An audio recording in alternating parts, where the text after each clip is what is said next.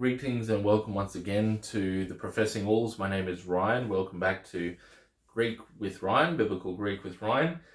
Today we're going to finish up some of the elementary stuff that you need to be aware of.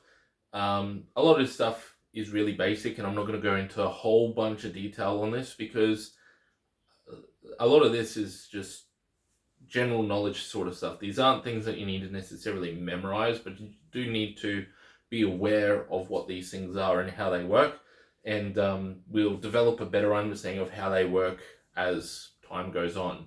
The best way to learn is through experience rather than through me just bombarding you with information. Now, the first thing we need to talk about are syllables, okay? Now, syllables can be made up of three different combinations in Koine Greek. Well, actually, there's a fourth one. So you can have a consonant-vowel combination. So something like si, which means you in Koine Greek. You can have a consonant, vowel, consonant. I didn't put one up there. Oh, no, I did. So anthropos, so that pos ending, pi, omicron, sigma, that's a consonant, vowel, consonant. And you can also have a vowel consonant. So, for example, aftos, which means he. Aftos, he. So that t, that tos ending at the end. Oh wait, that's not a vowel consonant.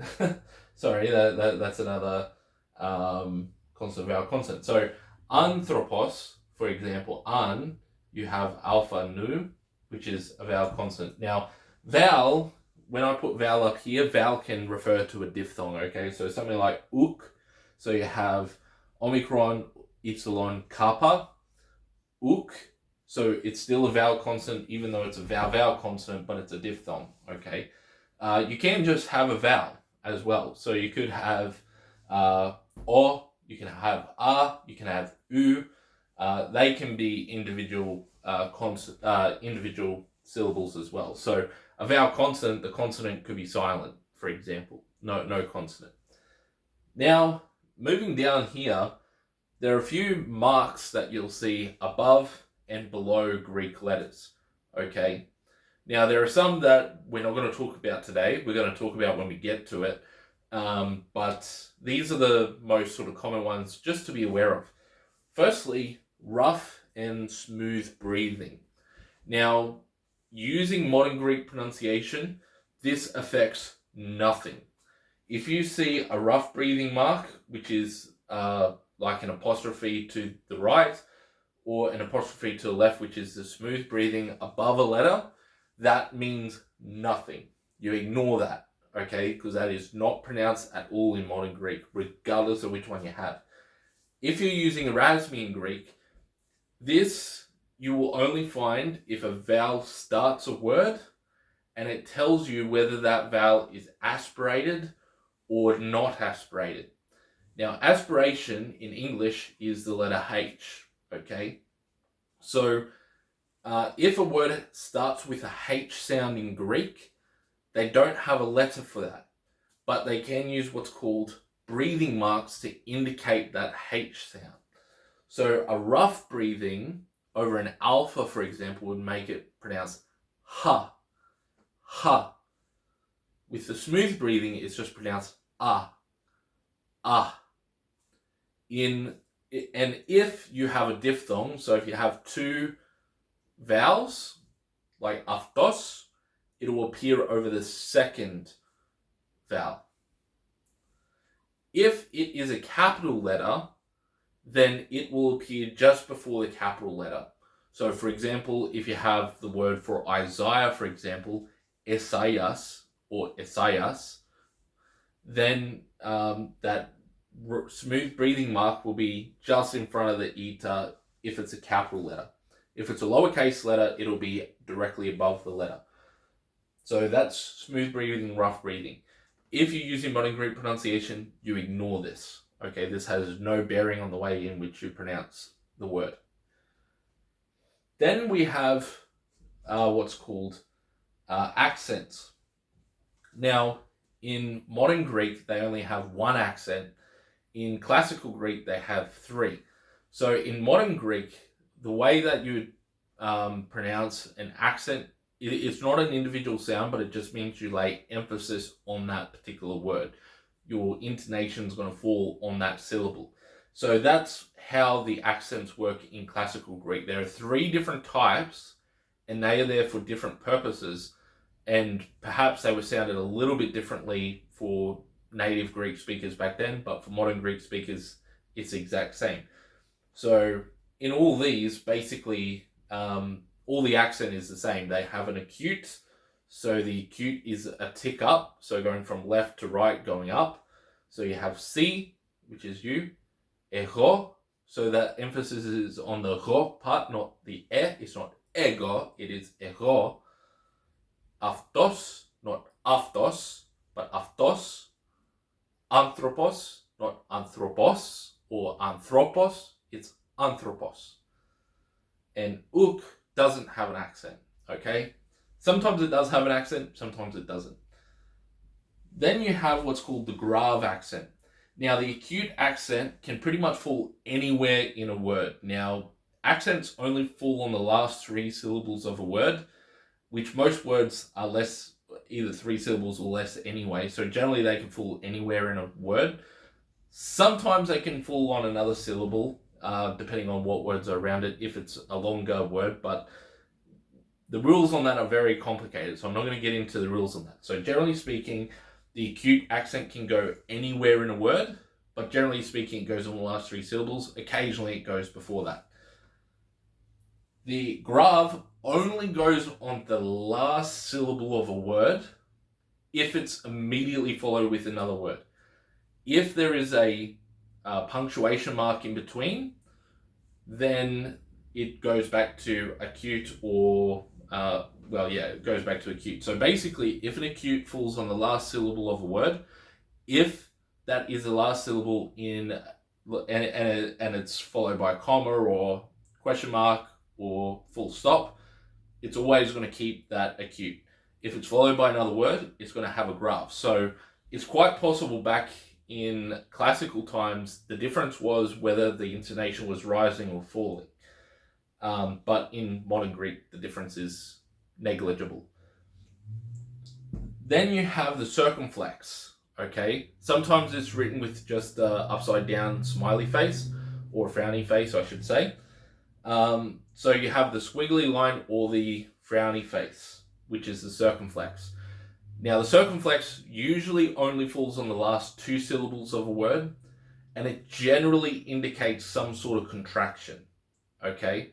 So it doesn't, historically it might have had a rising, falling tone sort of idea, but it just indicates some sort of contraction, generally speaking. So the normal accent is the acute, which just generally means stress this syllable.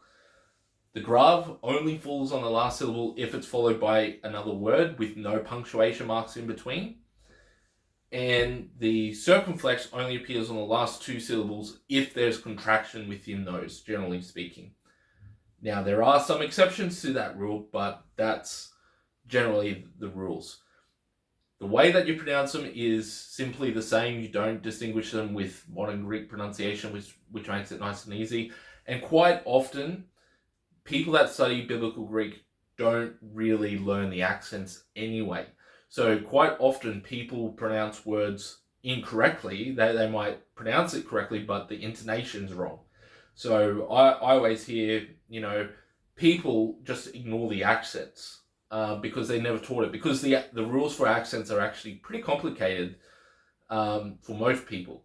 For me, I've done some study on it. There are aspects of it that can be a bit tricky, but I actually find it relatively logical. But more importantly, I think it's important that they're there so that you get the right intonation. Even if you don't understand the rules, if you see it there, just pronounce it with the intonation. So instead of saying, like, for example, anthropos, say anthropos. Or instead of saying autos, say autos, using the Erasmian, or aftos. So putting it on the right syllable just makes it sound better. And that's where I think modern Greek actually comes in handy. And that's where modern Greek makes it sound more natural, is more the intonation side of things rather than the phonetic side of things. Lastly, there are different sorts of punctuation marks in Greek. Now, there are only 4, which makes it nice and easy. And really, when you see these in the Greek text, in all fairness, the translators have put it there, okay? In the original manuscripts, they didn't have punctuation marks. So it's possible that when you're reading a text, the punctuation could be in the wrong place. Now, it's always good as a student not to assume that it's in the right place first, because most people have done really thorough study in the text, and not only has it been copied and translated by English speakers, but it has also been copied, and the punctuation marks were actually added by Greek speakers in Byzantium. So there is good reason to believe that the punctuation marks are in the right place, but you know, as you develop your understanding of how to read the Greek text, you might come to a point where you think, it's a bit odd that the sentence ends there, or shouldn't that be a question, not a statement? And so that comes down to an interpretive choice, and recognizing that these punctuation marks are not in of themselves inspired, but they are generally good markers of sentences. So the first one is a full stop, which is nice and easy, exactly the same as in English. So I've written these 2 blue lines to sort of like high school lined paper to show you where to write the letter in relation, or write the punctuation mark in relation to letters. So on the bottom line, you have the full stop like English, and then you have the comma like English. The question mark is a semicolon in Greek, so you just use a semicolon to make it a question. And then for a semicolon or a colon, you have the big dot in the middle. So that's the punctuation that's used in classical and Koine Greek. And the punctuation's a bit different in modern Greek, but I mean, most modern Greek speakers just use English punctuation in modern Greek. But because we're learning Koine Greek, you've got to be familiar with this stuff. So that's all the stuff that we're going to cover today. So we've dealt with syllables, dealt with breathings and accents, and we've dealt with punctuation. So you don't need to be all over this. You don't need to really be over this or this sort of stuff yet. Just trying to learn the punctuation marks, and a lot of this stuff you're probably already aware from learning English, right? So a lot of this stuff is just reviewing what English already has within English, but applying it to Greek. And this sort of stuff, because it doesn't really impact too much on your understanding of the language, you can almost ignore these, both the accents and the breathing marks. Now, there are some words where accent mark actually matters, which makes a distinction, but that's like maybe 2 or 3 words in the entire Greek language where that would actually make a big difference. And usually context would tell you what the word is anyway. So generally speaking, you could pretty well ignore these, because a lot of Bible college students do. Except for this one, because obviously using Erasmian pronunciation, they would need to know rough and smooth breathing. All right, so hopefully that's been helpful to you. And next time, we're going to start learning some Greek. So I hope you're ready. If you've enjoyed these videos, please like and comment. If you're ready to start learning Greek, we're going to get into the next video very soon. So stick around, and when the next video drops, come and join us for starting to learn real Greek and not all this beginner stuff. This beginner stuff is good, but we're going to start actually learning Greek next video. So I hope you've enjoyed, and we'll see you in the next video.